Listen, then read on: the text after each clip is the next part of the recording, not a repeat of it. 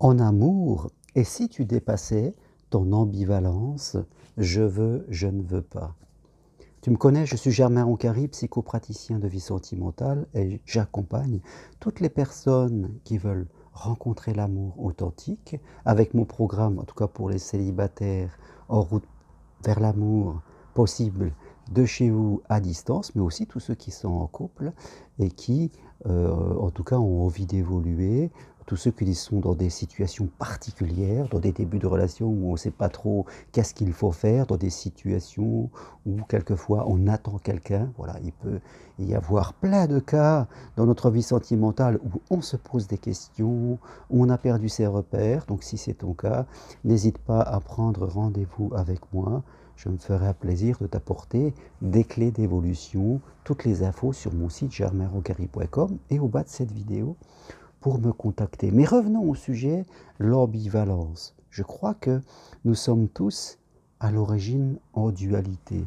Et quelque part, si je peux prendre ces deux modèles de poupées russes, eh bien nous naissons, je dirais, surtout par rapport à la confiance en soi, avec peut-être une partie qui a confiance et une plus grande partie qui n'a pas confiance.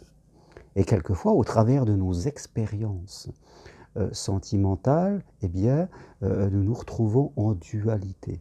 C'est-à-dire une partie la plus petite qui a envie de vivre quelque chose, qui a envie d'aller vers l'amour authentique, qui peut-être a envie d'exprimer ses besoins, d'être elle-même, et une autre partie plus grande qui doute, qui n'a pas confiance, qui ne se sent pas à la hauteur, qui je dirais, est plutôt toujours en train de s'adapter à l'autre, quelque part. Et ça nous met en conflit.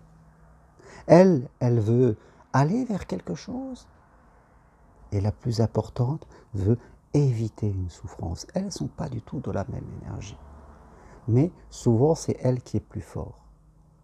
Il faut en prendre conscience. Et bien sûr, plus vous allez écouter cette partie, plus elle va grandir, et faites compte, celle qui veut va devenir de plus en plus petite.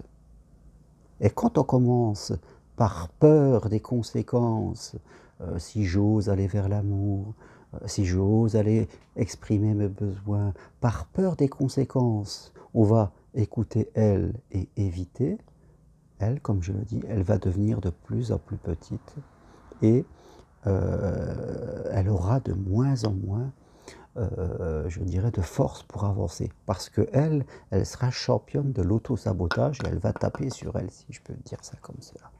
Donc, en fonction de votre situation, que vous soyez célibataire, en quête d'amour, que vous soyez dans un couple ou dans une situation qui fait appel à l'estime de vous, qui fait appel plutôt à elle, mais qu'elle a peur, eh bien, la première des choses à faire pour évoluer, c'est de ne pas vous identifier à ces deux parties-là. Parce que ces deux parties-là sont deux parties du mental. Alors que votre conscience supérieure est extérieure à cela. Il faut observer cela en vous. Et ne pas vous emporter par elle qui sera plutôt dans la peur ou par elle qui sera plutôt dans des désirs, je dirais, nécessiteux. Ces deux parties de nous représentent souvent notre ego. Soit l'ego qui a peur, soit l'ego qui est dépendant de ses désirs. Donc il ne faut pas s'identifier. Il faut trouver l'origine, bien sûr, d'où provient cette dualité, ce conflit qui est à l'intérieur de nous, souvent de l'enfance, et puis après de mauvaises expériences qu'on a vécues même à l'âge adulte. Et après, il va falloir reconstruire cette partie, c'est-à-dire tout doucement la faire regrandir pour arriver à un moment où ça va s'inverser. La partie qui veut va devenir plus grande, mais elle sera dans la conscience, et la partie qui ne veut pas va devenir de plus en plus petite, pour devenir encore plus petite. On a vraiment inversé la tendance. Quelque part, en nous restera toujours ces deux parties, qu'on pourrait appeler lumière et ombre, en prenant les mots de Carl Gustav Jung. Mais on a inversé la tendance, quelque part, et on a fait ça en conscience. Tant que vous écoutez la grosse partie qui ne veut pas et que vous êtes dans l'évitement, dans la fuite, vous allez lui donner de plus en plus de pouvoir. Elle va grandir, et l'autre va devenir de plus en plus petite, et arriver à un moment faire marche arrière, ça va devenir très compliqué. Donc, tout cela fait appel à la conscience de vous, à l'idée que vous êtes constructeur de vos vies et que vous devez faire un choix.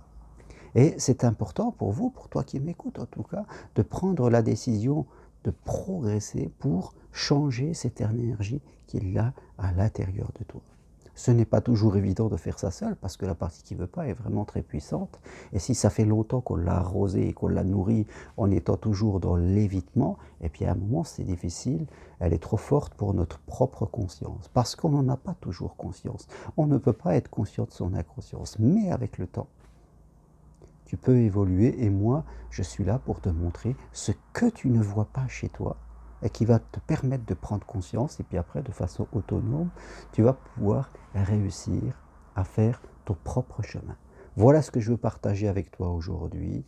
Voilà, comprends cette dualité à l'intérieur de toi, sortir de cette ambivalence « je veux, je ne veux pas » pour aller vraiment vers la vie qui nous attend devant nous, parce que l'amour, c'est quelque chose de merveilleux à vivre.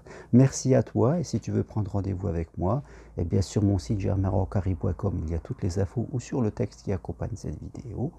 Eh bien, deviens acteur de ta vie et décide de progresser. Merci, à bientôt. Au revoir.